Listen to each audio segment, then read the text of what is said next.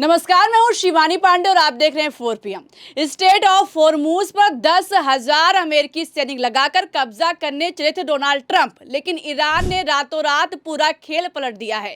खबर है कि हजारों अमेरिकी सैनिक ईरान ने कैप्चर किए हैं और उनको रिलीज करने के लिए मोटी रकम की डिमांड की जा रही है। तो कैसे हॉर्मुज पर हजारों अमेरिकी सैनिकों की जान खतरे में आते ही बातचीत की टेबल पर अमेरिका सरेंडर हो गया है, इस पर जानकारी देने के लिए हमारे साथ प्रियंका जी मौजूद हैं। प्रियंका जी, कल तक तो ट्रंप चीन को धमका रहे थे कि ईरान से एक बूंद भी तेल नहीं मिलेगा, तो आज क्या हो गया? आज हो ये गया है कि ईरान ने पूरा खेल पलट दिया है। एक तरफ डोनाल्ड ट्रंप ने धमकी देते हुए कहा कि स्ट्रेट ऑफ हॉर्मुज से एक भी जहाज पार नहीं हो पाएगा, वहीं दूसरी तरफ ईरान ने ऐलानिया तौर पर कह दिया है कि अब हॉर्मुज से अमेरिकी जहाज जिंदा वापस नहीं जाएंगे। तो फिलहाल कैसे हजारों अमेरिकी सैनिकों की जान खतरे में आते ही अमेरिकी संसद में बवाल खड़ा हो गया है और चाइना ने अमेरिका को घुटने टेकने के लिए मजबूर कर दिया है। आपको एक एक करके खबरें दिखाएंगे, लेकिन खबर में सबसे पहले शुरुआत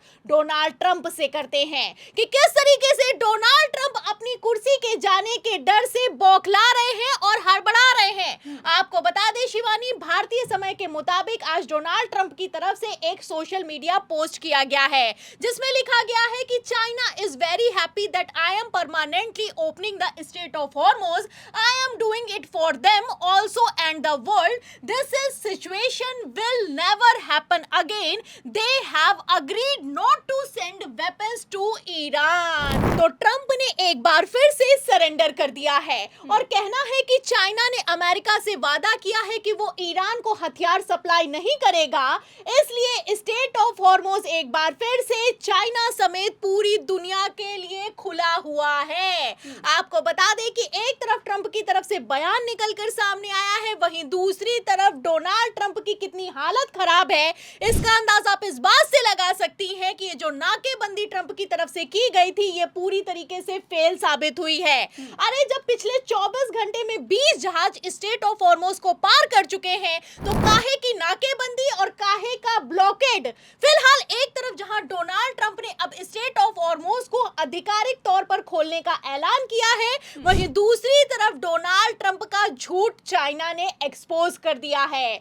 आपको बता दें शिवानी, एक तरफ ट्रंप कहते हैं कि चाइना ने हमसे कहा कि हम ईरान को हथियार नहीं देंगे, इसलिए हमने हॉर्मुज को खोल दिया, वहीं दूसरी तरफ चाइना ने पलटकर जबरदस्त पलटवार किया है। आपको बता दें कि चाइना के विदेश मंत्री हैं, उनकी तरफ से बाकायदा बयान निकलकर सामने आया है कि I want to put an end to the rumour circulating online that claim China has agreed with the United State not to supply weapons to Iran. तो आप देख सकती हैं कि किस तरीके से डोनाल्ड ट्रंप एक बार फिर से एक्सपोज हो गए हैं। चाइना ने क्लियर कट कह दिया है कि हम ईरान को जो हथियार सप्लाई करते हैं इस पर हमने किसी तरह का कोई डिसएग्रीमेंट नहीं किया है और सोशल मीडिया पर फेक न्यूज फैलाई जा रही है। तो आप देख सकती हैं कि किस तरीके से डोनाल्ड ट्रंप अपने ही बनाए जाल में बुरी तरीके से फंस गए हैं। एक तरफ ट्रंप कहते हैं कि चाइना अब ईरान को हथियार नहीं देगा, वहीं दूसरी तरफ चाइना कहता है कि हम हथियार देंगे या फिर कि नहीं देंगे ये तीसरा मुल्क कैसे तय कर सकता है।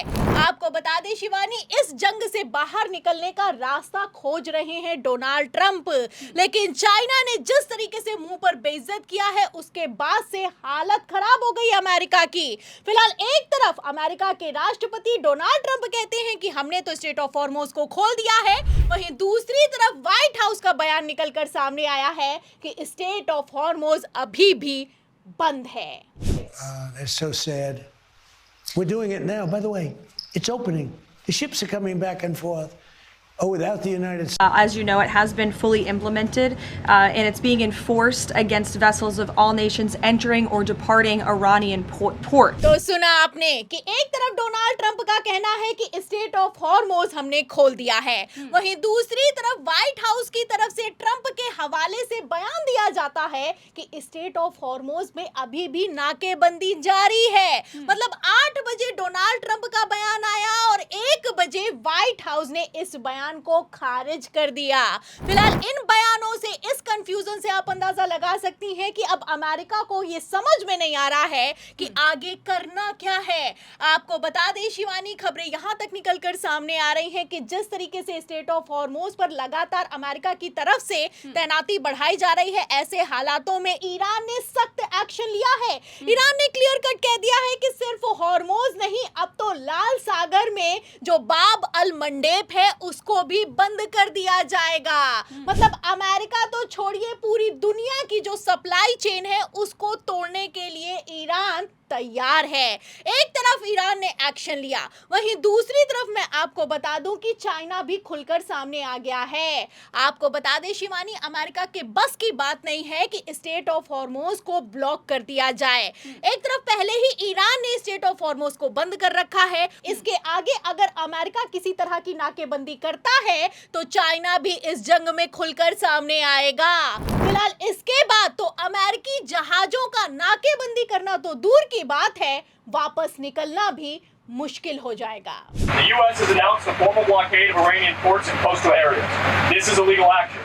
All vessels are advised to immediately return to port if leaving and discontinue transit to Iran if that is your next port of call. The whole of the United States Navy is ready to force compliance. Now, तो एक तरफ तो white house की तरफ से बाकायदा video जारी करते हुए कहा गया है कि स्ट्रेट ऑफ हॉर्मुज पर पूरी तरीके से ब्लॉकेड को लागू कर दिया गया है। वहीं दूसरी तरफ मैं आपको बता दूं, खबर ये निकल कर सामने आ रही है कि ईरान ने क्लियर कट कह दिया है कि अमेरिकी सेना ने अगर 1 इंच भी कदम आगे बढ़ाया तो हजारों अमेरिकी सैनिकों को कैप्चर कर लेंगे, सबको कैद में ले लेंगे। बाकायदा मैं आपको बता दूं कि जो IRGC के कमांडर इन चीफ हैं मोहसिन रजाई, उन्होंने तो क्लियर कट कह दिया है कि हजारों अमेरिकी सैनिक हमारे टारगेट पर हैं और उनको अगर हमने कैप्चर किया तो उसके बाद अमेरिका को छुड़ाने के लिए अरबों डॉलर रुपए हमें पे करने पड़ेंगे। मतलब आप देख सकती हैं कि किस तरीके से बातचीत का दूसरा दौर शुरू होने से पहले ही ईरान ने क्लियर कट कह दिया है कि अगर आगे बढ़े तो बचकर वापस नहीं जा पाओगे। फिलहाल जैसे ही हजारों की तादाद में अमेरिकी सैनिकों की जान खतरे में आई है, अमेरिका में बवाल खड़ा हो गया है। अमेरिकी संसद में तो बाकायदा प्रस्ताव पेश कर दिया गया है ट्रंप की पावर खत्म करने के खिलाफ। आपको बता दें शिवानी, इस प्रस्ताव पर वोटिंग हुई है और इस वोटिंग में आप देख सकती हैं कि 52 सांसदों में से 47 ने ट्रंप के खिलाफ वोट कर दिया है। मतलब एक तरफ ट्रंप को ईरान से जंग में रोकने के लिए वोटिंग हुई है, वहीं दूसरी तरफ मात्र 5 वोटों से डोनाल्ड ट्रंप की कुर्सी बच गई है। मतलब बिना पावर के राष्ट्रपति आखिर किस काम का, आप समझ सकती हैं। तो फिलहाल जैसी खबरें निकलकर सामने आई हैं, ऐसे में इतना तो साफ हो चुका है कि डोनाल्ड ट्रंप एक बार फिर से ईरान के सामने सरेंडर करने और बातचीत के लिए गिड़गिड़ाने को मजबूर हो गए हैं। फिलहाल एक तरफ ट्रंप की कुर्सी खतरे में आई है, वहीं दूसरी तरफ एक बार फिर से बातचीत का दौर शुरू हो गया है।